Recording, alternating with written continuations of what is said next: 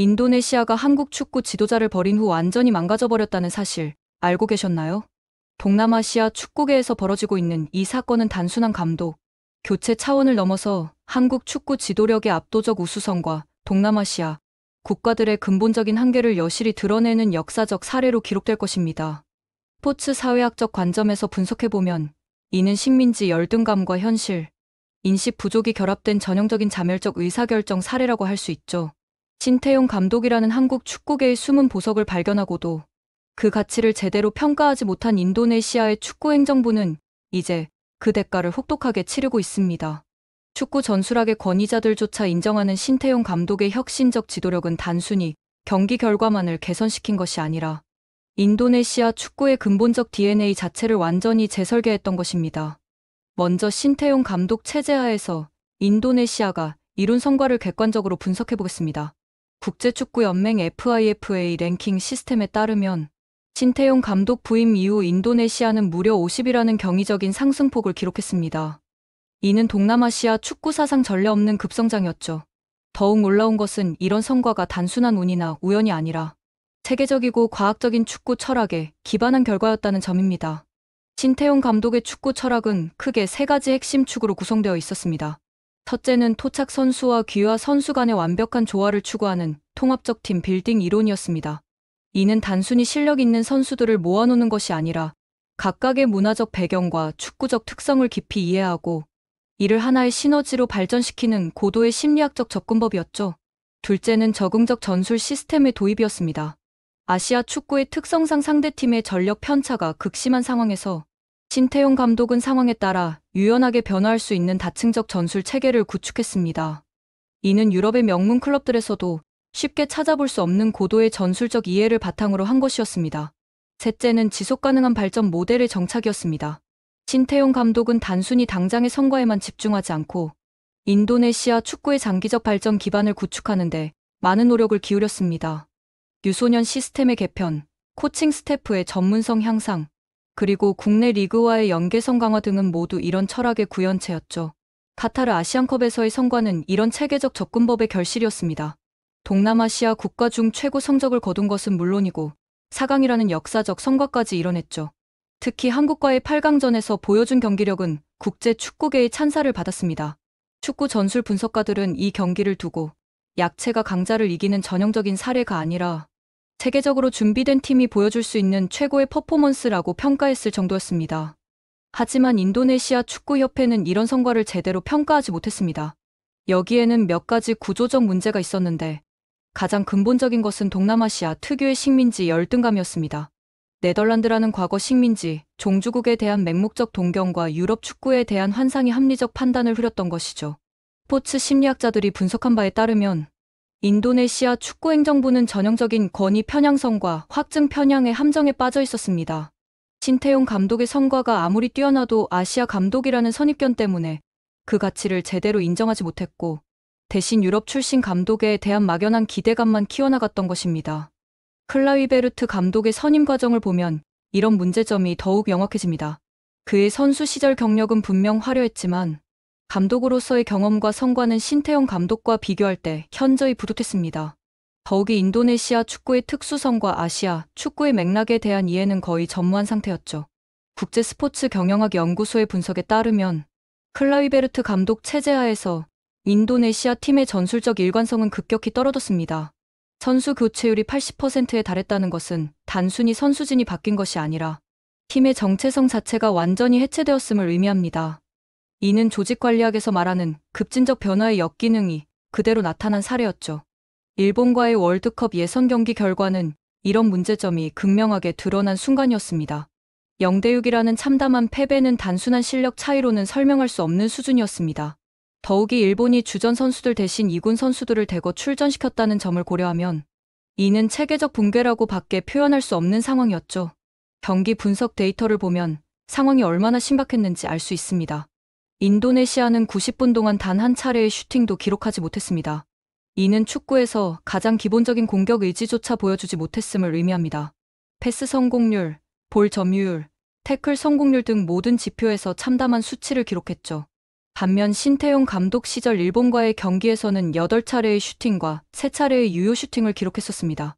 비록 패배했지만 최소한 경기다운 경기를 펼쳤던 것이죠. 이런 비교는 감독의 역량이 팀 전력에 미치는 영향이 얼마나 절대적인지를 보여주는 명확한 증거였습니다. 인도네시아 현지 언론의 반응도 격렬했습니다. 평소 정부나 축구협회에 대해 우호적이었던 매체들조차 클라이베르트 감독 체제에 대해 신랄한 비판을 쏟아냈습니다. 특히 우리는 이미 많은 기회를 줬다는 표현은 인도네시아 국민들의 절망감이 얼마나 깊은지를 보여주는 대목이었죠. 더욱 흥미로운 것은 네덜란드 귀화 선수들에 대한 여론의 변화였습니다. 신태용 감독 시절에는 이들이 팀의 핵심 전력으로 자리 잡으며 인도네시아 국민들의 사랑을 받았습니다. 하지만 클라이베르트 체제에서는 오히려 이름을 발음하기도 어려운 선수들이라는 비판을 받게 되었죠. 이는 감독의 리더십이 선수들의 팀 적응과 팬들의 인식에 미치는 영향이 얼마나 큰지를 보여주는 사례였습니다. 스포츠 사회학적 관점에서 보면 이런 현상은 집단 정체성의 위기로 설명할 수 있습니다. 신태용 감독은 다양한 출신의 선수들을 하나의 인도네시아 대표팀으로 결속시키는 데 성공했지만 클라이베르트 감독은 오히려 그 결속력을 해체시켜버렸던 것입니다. 50억 원에 달하는 위약금 지불 결정은 인도네시아 축구협회가 얼마나 절망적인 상황에 몰렸는지를 보여주는 상징적 사건이었습니다. 동남아시아 국가로서는 결코 적지 않은 금액인데도 불구하고 이를 감수하면서까지 클라이베르트 감독을 경질했다는 것은 더 이상 참을 수 없는 수준에 도달했음을 의미했죠. 더욱 아이러니한 것은 클라이베르트 감독이 네덜란드에서 원격으로 팀을 지도했다는 점입니다. 이는 과거 독일 대표팀을 지도했던 클린스만 감독의 사례를 연상시키는 부분이었는데 당시에도 많은 비판을 받았던 방식이었죠. 현대 축구에서 감독과 선수들 간의 밀접한 소통과 신뢰관계가 얼마나 중요한지를 고려하면 이런 원격 지도는 근본적 한계를 가질 수밖에 없었습니다. 축구 코칭 이론의 권위자들이 공통적으로 지적하는 것은 감독의 물리적 존재감이 팀 관리에 미치는 영향입니다. 특히 아시아 문화권에서는 수직적 위계 질서와 권위에 대한 인식이 강하기 때문에 감독의 부재는 단순히 전술적 지도의 공백을 넘어서 팀 전체의 기강회의로 이어질 가능성이 높았던 것이죠. 이런 상황에서 신태용 감독과 태국 대표팀 간의 연결고리가 다시 주목받기 시작했습니다. 사실 신태용 감독의 태국행 가능성은 인도네시아에서 경질되기 이전부터 꾸준히 제기되어 왔던 이슈였습니다. 태국 축구계는 오랫동안 박항서 감독 같은 한국 출신 지도자들의 성공을 지켜보면서 한국식 축구 지도 방법론에 대한 깊은 관심을 가지고 있었거든요. 태국 축구의 여왕으로 불리는 마담팡의 발언은 이런 맥락에서 매우 의미심장한 것이었습니다. 그녀는 태국 축구계에서 상당한 영향력을 가진 인물로 그녀의 공개적인 신태용 감독 찬사는 단순한 개인적 의견을 넘어서 태국 축구계의 공식적 입장으로 해석될 수 있었죠. 신태용 감독을 정말 존경한다. 인도네시아 축구를 바꿔놓고 동남아시아 축구의 판도도 다르게 만든 인물이다라는 그녀의 발언은 객관적 평가에 기반한 것이었습니다. 실제로 국제축구 통계기구의 데이터를 보면 신태용 감독 체제 하에서 인도네시아 선수들의 해외 진출이 급격히 늘어났고 이는 동남아시아 축구 전체의 수준 향상에 기여했던 것이 사실이었거든요. 더욱 중요한 것은 마담팡이 보험회사 경영자라는 배경이었습니다. 보험업은 리스크 관리와 확률적 사고가 핵심인 분야인데 이런 배경을 가진 인물이 신태용 감독을 높이 평가한다는 것은 그의 지도력이 감정적 판단이 아닌 합리적 분석에 기반해 인정받고 있음을 의미했죠. 태국 대표팀의 현재 상황을 분석해보면 신태용 감독의 필요성이 더욱 명확해집니다. 일본인 감독 체제 하에서 태국은 기대했던 성과를 거두지 못하고 있었고 팬들의 신뢰도 바닥 수준으로 떨어져 있었습니다. 일본인을 제외한 누구라도라는 응원 구호가 나올 정도였으니 상황이 얼마나 심각했는지 알 수 있었죠. 스포츠 경영학 관점에서 보면 태국은 인도네시아의 실패 사례를 반면교사로 삼아 보다 합리적인 선택을 할 가능성이 높았습니다. 신태용 감독의 검증된 능력과 동남아시아 축구에 대한 깊은 이해는 태국에게 매우 매력적인 옵션이었던 것이죠. 여기서 주목해야 할 점은 신태용 감독의 복수극이라는 관점입니다. 스포츠 심리학에서 말하는 동기부여의 외재적 요인 중 하나가 바로 이런 복수심이나 증명 욕구입니다. 인도네시아에서 부당한 대우를 받고 쫓겨난 신태용 감독으로서는 자신의 능력을 다시 한번 증명하고 싶은 강한 동기를 가지고 있었을 것입니다. 만약 신태용 감독이 태국을 이끌고 인도네시아와 맞대결을 벌이게 된다면 이는 축구사의 길이 남을 드라마틱한 순간이 될 것입니다. 특히 동남아시아 지역에서는 감독 개인의 역량이 팀 전력에 미치는 영향이 다른 지역보다 크기 때문에 이런 대결의 의미는 더욱 특별할 수밖에 없었죠. 국제 스포츠 미디어들도 이런 가능성에 주목하고 있었습니다. ESPN 아시아와 FOX 스포츠 등 주요 매체들은 동남아시아 축구계의 복수 드라마라는 제목으로 이 상황을 보도하기 시작했습니다. 이는 단순한 지역 뉴스를 넘어서 국제적 관심사로 부상하고 있음을 의미했죠. 베트남의 사례도 이런 맥락에서 참고할 만한 지점이었습니다. 박항서 감독을 토사구팽한 후 프랑스 출신 감독을 영입했다가 참담한 실패를 겪은 베트남은 결국 다시 한국인 김상식 감독과 이윤재 코치를 모셔와야 했습니다. 이는 동남아시아 축구에서 한국 지도자들의 우수성이 얼마나 독보적인지를 보여주는 명확한 증거였죠. 스포츠 발전사를 연구하는 학자들은 이런 현상을 기술 이전의 문화적 적합성 이론으로 설명합니다. 한국과 동남아시아는 지리적으로 인접해 있을 뿐만 아니라 유교 문화권이라는 공통점을 가지고 있어 축구 지도 방법론의 전수가 다른 문화권보다 훨씬 효과적으로 이뤄질 수 있다는 것이죠. 또한 한국 축구의 발전 과정 자체가 동남아시아 국가들에게는 매우 유용한 벤치마킹 대상이었습니다. 상대적으로 제한된 자원으로 체계적 발전을 이루어낸 한국의 경험은 비슷한 조건에 있는 동남아시아 국가들에게 현실적이고 실용적인 모델을 제시할 수 있었던 것입니다. 인도네시아의 KF-21 전투기 개발 과정에서 보여준 배신적 행태도 이런 맥락에서 함께 고려되어야 할 부분이었습니다. 기술 도면을 훔치려 시도하고 분담금을 체납하는 등의 행위는 그들의 근본적 신뢰성 부족을 보여주는 사례였죠. 축구 분야에서도 이런 패턴이 반복되었다는 것은 우연이 아니었을 것입니다. 국제관계학의 관점에서 보면 이는 약소국의 기회주의적 행태라는 전형적인 패턴이었습니다. 자국의 이익을 위해서라면 약속이나 신의를 쉽게 저버리는 행태는 장기적으로는 자국의 신뢰도를 떨어뜨리고 발전 기회를 스스로 차단하는 결과를 낳게 됩니다. 신태용 감독 개인의 입장에서 보면 이런 배신을 2번이나 당했다는 것은 매우 큰 상처였을 것입니다. 하지만 동시에 이는 그의 능력과 가치를 더욱 명확하게 입증하는 기회이기도 했죠. 진정한 전문가라면 이런 시련을 통해 더욱 성숙해지고 강해질 수 있는 법입니다. 태국으로의 이적 가능성을 놓고 보면 이는 신태용 감독에게는 새로운 도전의 기회이자 복수의 무대가 될 수 있었습니다. 태국은 인도네시아와 지리적으로 인접해 있으면서도 축구 수준이나 인프라 면에서 상당한 경쟁 관계에 있는 국가였거든요. 더욱이 태국 축구의 잠재력은 상당한 수준이었습니다. J리그나 K리그에서 활약하는 태국 선수들의 수가 꾸준히 늘어나고 있었고 국내 리그의 수준도 동남아시아 최고 수준을 자랑하고 있었죠. 이런 바탕 위에 신태용 감독의 체계적 지도력이 더해진다면 놀라운 시너지 효과를 기대할 수 있었습니다. 축구 전술 분석가들은 태국 대표팀의 가능성을 높이 평가하고 있었습니다. 특히 개인 기술이 뛰어난 선수들이 많고 축구에 대한 열정과 관심도 매우 높은 편이어서 적절한 지도자만 만난다면 급성장할 수 있는 조건을 갖추고 있다는 분석이었죠. 여기에 신태용 감독의 검증된 팀 빌딩 능력이 더해진다면 태국은 동남아시아를 넘어서 아시아 축구계에서도 주목받는 팀으로 성장할 가능성이 충분했습니다. 카타르 아시안컵에서 인도네시아가 보여준 성과를 생각해보면 이는 결코 과장된 전망이 아니었죠. 인도네시아 축구 팬들의 절망적 반응도 이런 가능성을 반증하는 것이었습니다. 신태용 감독의 태국행 소식에 배신이라고 반응하는 것 자체가 그들이 그의 가치를 뒤늦게 깨달았다는 증거였거든요. 만약 정말로 능력 없는 감독이었다면 태국으로 가든 어디로 가든 상관없다고 했을 것입니다. 제발 돌아와 주세요라며 광고까지 내는 팬들의 모습은 정말 안타까우면서도 어리석어 보였습니다. 진정한 가치를 잃고 나서야 깨닫는 것은 개인이든 국가든 가장 어리석은 실수 중 하나죠.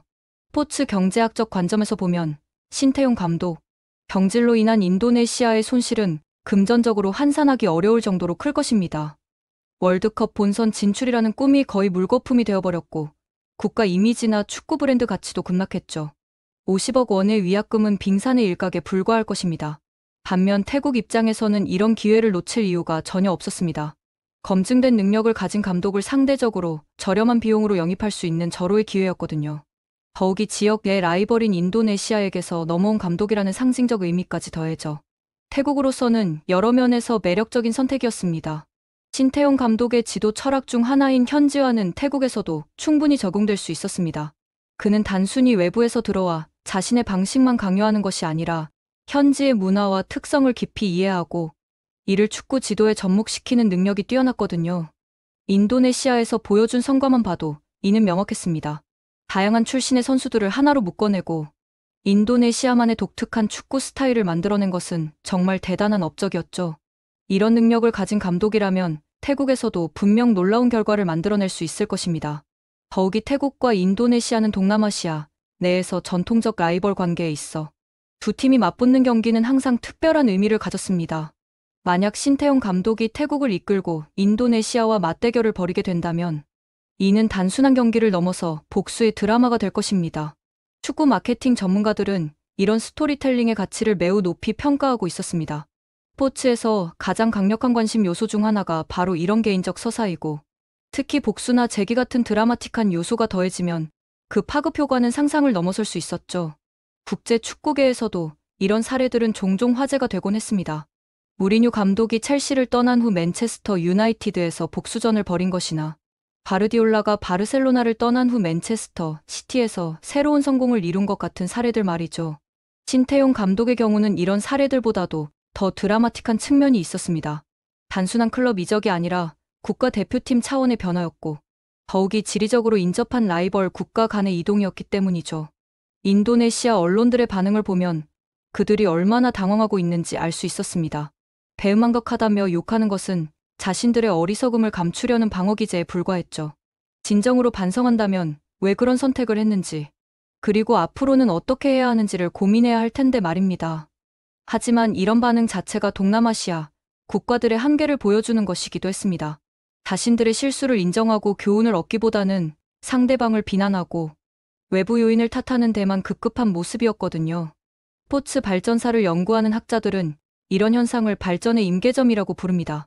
어느 정도 수준까지는 외부의 도움으로 성장할 수 있지만 그 이상으로 발전하려면 자체적인 성찰과 개선 노력이 반드시 필요하다는 것이죠. 인도네시아는 아직 그런 임계점에 도달하지 못한 것 같았습니다. 반면 한국의 경우는 이미 그런 임계점을 넘어선 지 오래였습니다. 신태용 감독 같은 우수한 지도자들을 꾸준히 배출하고 있고 이들이 국제무대에서 인정받고 있는 것이 그 증거였죠. 더욱이 한국 축구의 저력은 단순히 개별 감독들의 능력에만 있는 것이 아니었습니다. 체계적인 지도자 양성 시스템, 과학적인 훈련 방법론, 그리고 끊임없는 연구와 발전 의지가 결합된 결과였거든요. 이런 맥락에서 보면 신태용 감독의 성공은 우연이 아니었습니다. 한국 축구계의 오랜 축적과 노하우가 만들어낸 필연적 결과였던 것이죠. 동남아시아 국가들이 이런 점을 이해하지 못하고 단순히 개별 감독만 영입하려 한다면 앞으로도 계속 실패를 반복할 수밖에 없을 것입니다. 신태용 감독의 태국행이 확정된다면 이는 한국 축구 지도력의 우수성을 다시 한번 증명하는 기회가 될 것입니다. 동시에 인도네시아에게는 자신들의 어리석음이 얼마나 큰 대가를 치르게 하는지 깨닫게 해주는 쓰라린 교훈이 될 것이고요. 궁극적으로 이 모든 상황은 한국 축구의 위상을 더욱 높이는 결과로 이어질 것입니다. 우리의 지도자들이 동남아시아는 물론이고 아시아 전체에서 얼마나 높은 평가를 받고 있는지, 그리고 그들 없이는 제대로 된 발전이 어렵다는 점을 명확히 보여주고 있기 때문이죠. 앞으로 신태용 감독이 태국에서 어떤 성과를 이뤄낼지, 그리고 인도네시아는 자신들의 실수로부터 무엇을 배울지 지켜보는 것도 흥미로운 일이 될 것입니다. 분명한 것은 이 모든 과정에서 한국 축구의 우수성과 신뢰성은 더욱 빛을 발하게 될 것이라는 점입니다. 재밌게 보셨다면 구독과 좋아요, 알림 설정 부탁드립니다.